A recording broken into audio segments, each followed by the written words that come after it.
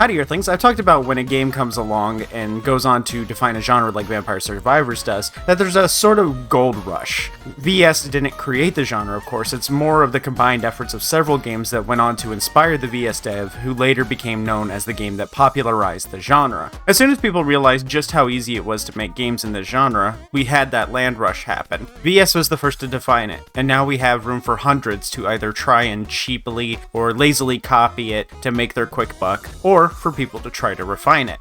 In just a couple years, this genre has expanded to over 300 games. Not joking, that's the number. I played about 30 of them myself, like Bounty of One, Crafty Survivors, and Deep Rock Survivors. Every time I'm done with this genre, one game comes along to pull me back in, but they all are usually very much the same game at the core. This genre is heavily oversaturated, and for many devs, this genre is their first attempt at a game intended for retail, so very few stray too far from the original formula, usually because they lack confidence, experience, or simply wish to get their product to stores before the hype for this genre inevitably dies down. Despite the cash grab behavior of devs in this genre, I still enjoy it for its simplicity. I love it so much that I'm actually in one of the games that I've helped test for this genre. It's just the credits, but I'm in Elemental Survivors. My love of this genre should be apparent though. No one tries to get into a game that they hate. So when I saw Tomato, a streamer my partner's like, playing Everything is Crab, it was really weird to me. Tomato usually plays YouTuber bait or slop. You know what I'm talking about. Very cheap games that kind of suck but make for good one-off videos or streams. I watched him play for a bit and I got the itch to try it myself. Everything is Crab is certainly reminiscent of other games in this genre, but what makes it most interesting is how upgrades, visuals, and gameplay sort of blend together in a roguelike like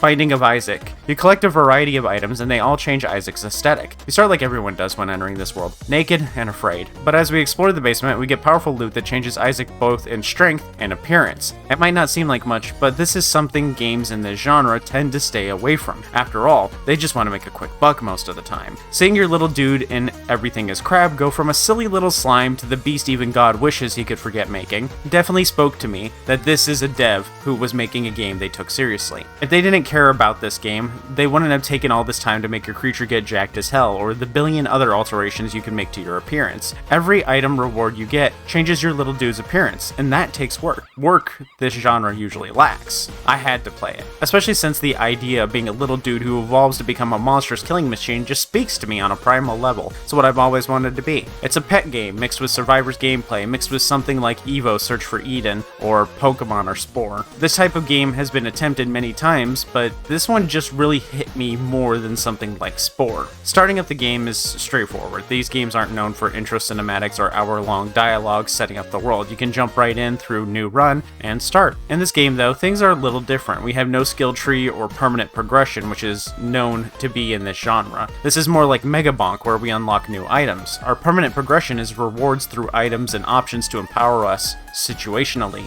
in runs. Personally, I prefer a skill tree because I like my runs to get easier over time, but that's because I'm a little RPG loser. But this progression system means endless won't actually become endless. We also have a choice of difficulties, which usually isn't in these sorts of games. Normally you get stages and they're just usually to get more levels. But we get difficulties and challenges. There's also a tutorial, but you don't really need it. If you've ever played a Survivors-like or twin-stick shooter, you already know what to do. It's not much of a tutorial either though. They just display the controls on screen and they tell you to go crazy and eat stuff. Personally, I love a game that encourages me to commit murder in the first 30 seconds. That's how you know it's a good game. When you attack, you do a little basic attack, a little bite, and if you do enough damage, you kill the thing. Then you stand still to collect the succulent meats that it drops. You can do this with fruits and mushrooms too, but I'm not going vegan unless that becomes a challenge run later. Eating will restore your health as well as give you experience points, and when you level up, you get to pick an evolution. This is where the game has all of its depth. You might have thought it was a little silly that something like changing appearance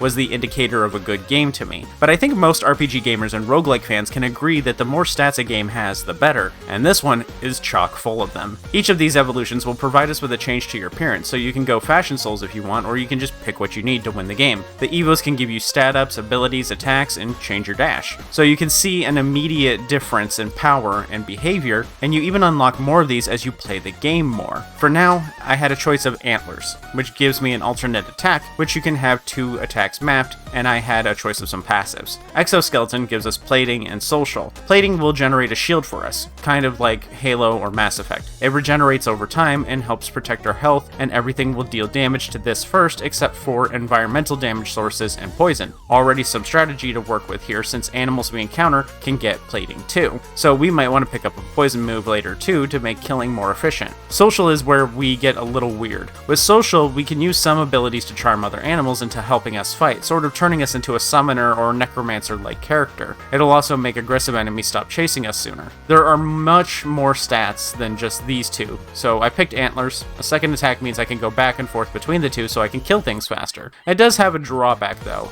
Like takedown in Pokemon, I hurt myself a bit when I use it. I pick it a few times as I level to make up for the damage I take back. When I press select, we can see all the stats and abilities I have, but most importantly, we can see my cute little fangs and antlers. I'm such a cute little freak. Physical dictates physical damage, as you might guess. Ability does the same for abilities, and a move will tell you if it scales off of it. Max HP is HP, social for charm chance, and speed for movement speed before the addition of movement modifiers. Below that we have affinities. These are basically how many evos we pick that fall into the category of predators, gregarious, imposing, trickster, and prey. These are sort of like classes in an RPG. Predators are your fighter class. They like physical damage. The prey class is like your rogue. They like evasion, sight, and feeding efficiency, where they get more points from eating less. Tricksters are ability focused and like dodging too. Imposing are our tanks. They like big health and being big in general. Intimidation and abilities focused on receiving hits, like thorns damage. Lastly is gregarious. These are animals who prioritize social skills and weird effects. The bee is honestly the perfect icon for this. It's what bees do. The actual last type is the namesake of the game. It's our carcinization level. Carcinization is the natural phenomenon where multiple aquatic species of animals evolve to develop similar abilities of crabs. Hard shells and big pincers are the meta in the ocean, and everyone knows it. The joke with carcinization is that being a crab is the ultimate form of life, and we are eventually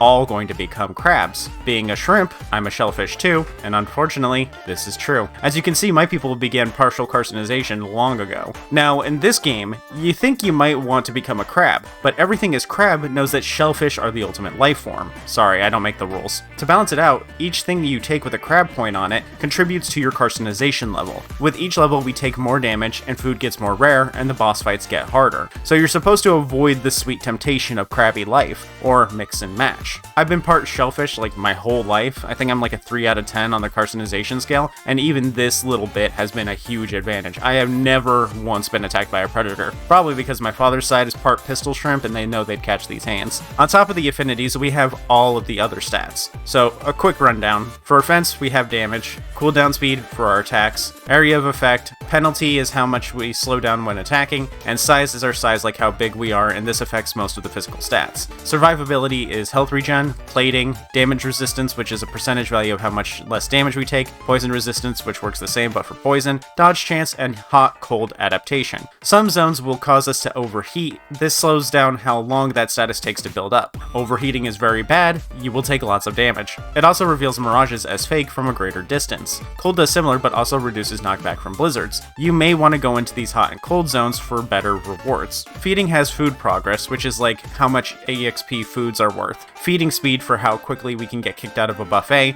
and feeding distance, which is how far away we can eat from. It's a very useful stat when we're killing large groups of prey. Last group is utility with terrain adaptation. In some areas we can be slowed by rough terrain. This reduces the effect it has on us. Sense is a deceptively important stat. During the day, senses tell us how far away points of interest are, but also how far away alphas are. Alphas are bigger, stronger versions of their species that give us more rewards for eating them, but they're also more dangerous. But senses also affects how far away we can see at night, and night can get pretty spooky. Nighttime also sucks because prey that's outside of your vision range only shows up as beady red little eyes. It makes it harder to identify which food is your favorite foods. All foods are my favorite foods. I am not picky. After breaking down all the stats, the game basically plays like most Vampire Survivors-like games, but rather than enemies coming to us in endless hordes, we're expected to find our prey and eat them. That means that if you're unprepared for fights, you might not know until it's too late. It's easy to survive when most enemies don't bother you, unlike something like Vampire Survivors, where if you're not strong enough, you'll likely die pretty quickly. This also means that we have to worry about picking our fights better. We need to choose opponents we can handle and run from those we can't. It might even be a bad idea to fight bigger animals because it might take you too long to recover your health afterwards. Since bosses appear based on time spent in a stage, just like in a buffet, every moment you're not eating, you're falling behind. I won't get into which upgrades are the best as it varies by situation, and I want you to play the game yourself and explore. Most of the time, I just choose whatever makes me bigger, stronger, or weirdest. Like picking the weirdest upgrades is actually a legit strategy. Each zone on your body has potential potential upgrades tied to it, so you can stick with what you have, or get legs, arms, tails, wings to unlock evos specific to these limbs. Legs might not fit into my strat of just being the biggest and hungriest dude around, but I'll pick it every time because it's always hilarious. It's a good idea to experiment, which is why I like picking the weirder options, and it's fun to see yourself go from an inconspicuous little slime to the weirdest, most efficient hunter.